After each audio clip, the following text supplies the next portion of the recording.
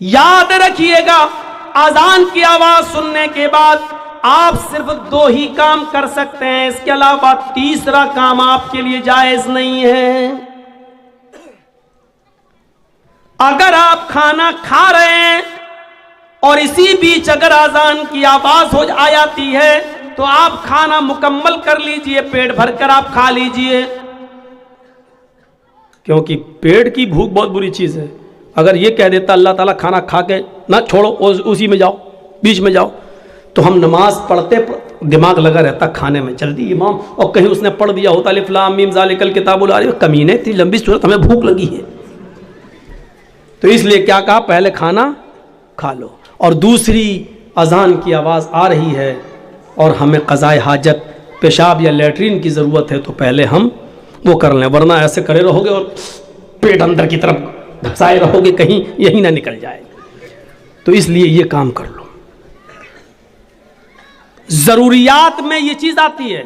एक और अलग चीज़ है कि कोई बाप बीमार है और इमरजेंसी ज़रूरत है, उसको अभी ऑक्सीजन चाहिए और अजान की आवाज़ आ रही है, तो ऐसे मौके पर बाप को लेकर भागिए आप हॉस्पिटल, पहले ऑक्सीजन दीजिए और उसके बाद में नमाज पढ़ लीजिए। मिलती है जमात तो ठीक, नहीं तो बाद में क़ज़ा। नियत ये होनी चाहिए कि अगर बाप की तबीयत ख़राब नहीं होती तो मैं जमात के साथ नमाज अदा करता।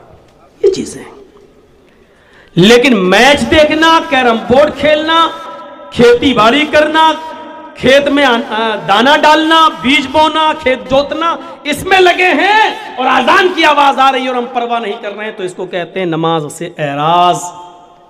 वमन आरज़ान ज़िक्री फ़इन्न लहू मईशतन ज़नका, जो नमाज से एराज करेगा, जो हमारे जिक्र से एराज करेगा, हम उसकी रोजी को तंग कर देंगे। अल्लाह ने बताया तुम जब मेरी जिक्र मेरी नमाज से मुंह मोड़ोगे, हम तुम्हारी रोजी तंग कर देंगे। तुम नमाज 5 वक्त की पढ़ना शुरू कर दो और पाबंदी के साथ पढ़ना शुरू कर दो। अजान के वक्त तुम्हें काम की फिक्र नहीं, नमाज की फिक्र होनी चाहिए, जमात की फिक्र होनी चाहिए। फिर देखो तुम्हारी रोजी में कैसे बरकत होती है। 50,000 नहीं आएगा, 2,000 आएगा, लेकिन रुकेगा। आप 1800 खर्च कर पाएंगे लेकिन 200 बचेगा। 1000 आएगा, आप 800 खर्च कर पाएंगे लेकिन 200 बचेगा। यहां तो 50,000 आ रहा है, बचता ही नहीं है। कोई ये बीमार, कोई वो बीमार, कोई है। एराज किसको कहते हैं, अब सुन लीजिए एराज क्या है। बारिश हो रही है, हमारा गल्ला, हमारा धान सूखे में घर के आंगन में रखा हुआ है और बाहर हम क्रिकेट खेल रहे हैं। किसी ने कहा साहब बारिश हो रही है, धान भीग जाएगा, लेकिन हम क्रिकेट में लगे हैं। इसको कहा जाता है धान से एराज करना, यानी इसको अपनी रोजी रोटी की फिक्र नहीं है, क्रिकेट की फिक्र है। एक और मिसाल दे दूं, बच्चा रो रहा है और अपने रोने से इशारा कर रहा है कि मां मैं भूखा हूं, मुझे अपनी पिस्तान से लगा और दूध पिला। बच्चा रो रहा है लेकिन मां को अपने बच्चे की फिक्र नहीं है, बल्कि टीवी में लगी हुई है और देख रही है सास भी कभी बहू थी। तो इसको कहा जाता है कि इसने बच्चे से एराज किया। बच्चे को फेंक नहीं रही है, बच्चे से प्यार है उसको, लेकिन उस वक्त इतना दिमाग उसका बच्चे में नहीं लगा जितना सीरियल में लगा है। अरे अगर सीरियल निकल, बच्चे को तो बाद में भी दूध पिला देंगे, लेकिन सीरियल निकल गया तो फिर कहां बार बार आता है। यही हाल है नमाज का। अजान हो रही है, नहीं मैच देख लूं पहले, क्योंकि नमाज तो बाद में भी कज़ा कर लेंगे, लेकिन मैच निकल गया तो कहां रोज रोज आता है। ये चीज,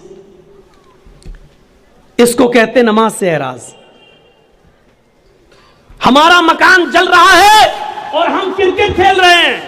कहा मकान जल रहा है, हमें फिक्र होनी चाहिए मकान को बचाने की। जो जल गया जल जाने दो, जितना बच गया कम से कम उसको पानी वानी डाल के उसको बुझाएं, लेकिन हमें उसकी फिक्र नहीं हो रही। हम क्रिकेट खेल रहे हैं, कैरम बोर्ड खेल रहे हैं। इस आदमी को कहा जाता है कि इसने एराज किया है अपने मकान से।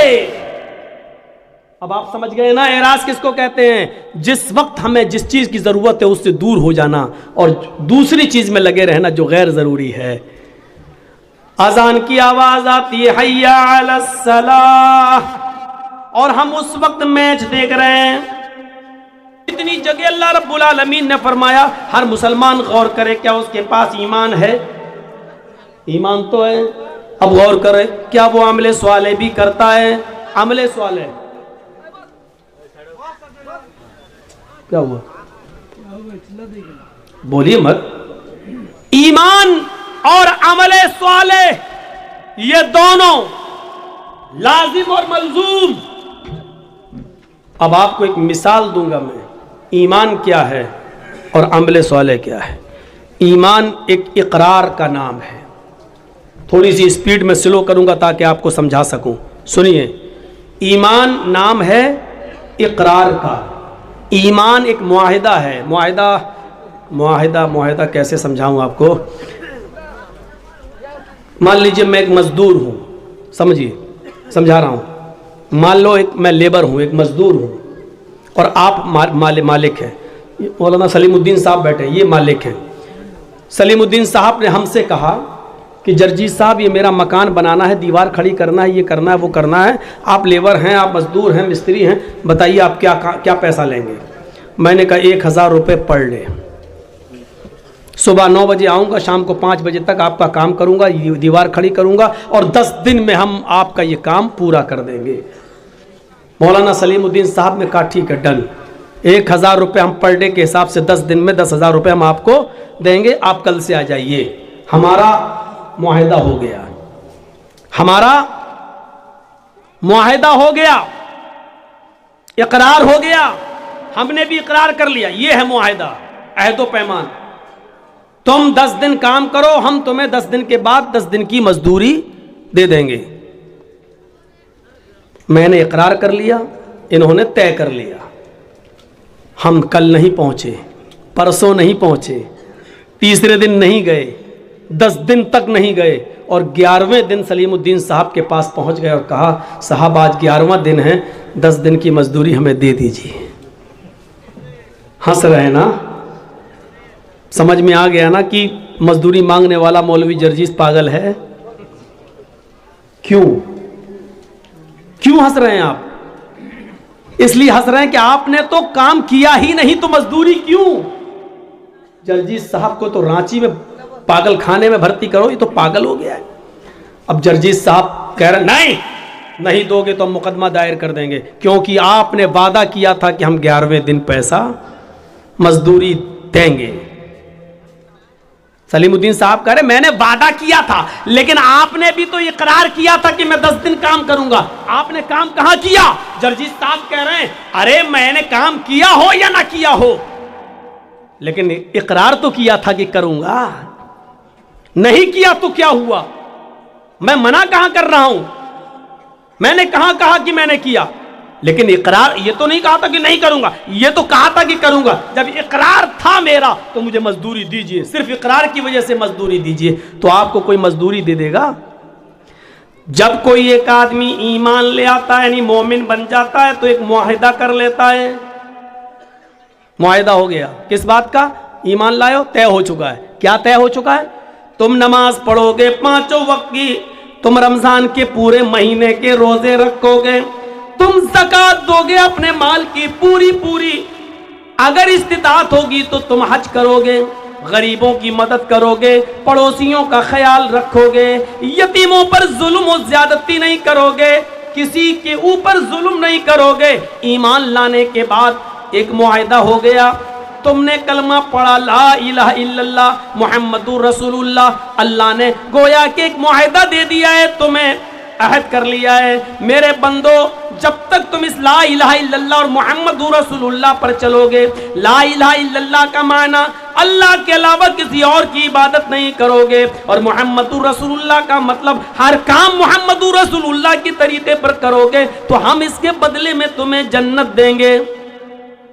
हमने वादा तो कर लिया, इकरार तो कर लिया, ला इलाहा इल्लल्लाह मुहम्मदुर रसूलुल्लाह तो पढ़ लिया, लेकिन इसके बाद अब न नमाज के, न रोजे के, न हज के, न ज़कात के, न गरीबों पर हमदर्दी, न मिस्कीनों के साथ अच्छा सुलूक, न बेवाओं के साथ अच्छा सुलूक, न पड़ोसियों के साथ हमारा अच्छा रहन सहन, उठना बैठना, न यतीमों के ऊपर मेरे भाइयों शफ़क़त और प्यार मोहब्बत का हाथ हम इन तमाम चीज़ों से दूर हैं और क़यामत के दिन अल्लाह के सामने खड़े होकर कहेंगे अल्लाह हमने कलमा तो पढ़ा था।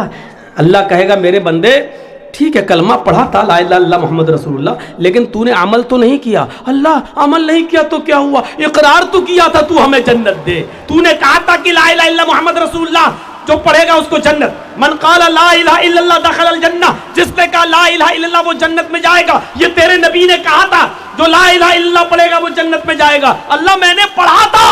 अल्लाह कहेगा मेरे बंदे मेरा भी तो एक वादा था कि तू ये अमल करेगा तो जन्नत में दूंगा, तूने सिर्फ मेरा वादा तो मान लिया लेकिन उसके मुताबिक तूने अमल नहीं किया। मेरे भाइयों जब तुम अपने मोहल्ले में, अपने समाज में, अपनी सोसाइटी में बगैर काम किए हुए किसी को मेहनत उसकी मजदूरी नहीं दे सकते हो तो अल्लाह रब्बुल आलमीन बगैर अमल किए हुए हमें जन्नत कैसे दे।